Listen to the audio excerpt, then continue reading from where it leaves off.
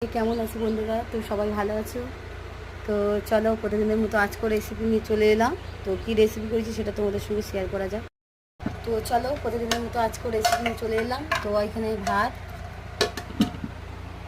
আচ্ছা এদিকে আছে কুমড়োর ডাঁটা দিয়ে, গুঁড়ি কচু দিয়ে, বেগুন দিয়ে, মাছের মাথা দিয়ে এটা চচ্চড়ি। তো বন্ধুরা তোমরা কে কে চচ্চড়ি খেতে ভালোবাসো কমেন্ট করো। আর এটা হচ্ছে একটু বাচ্চার জন্য চিংড়ি মাছের ঝাল করেছি।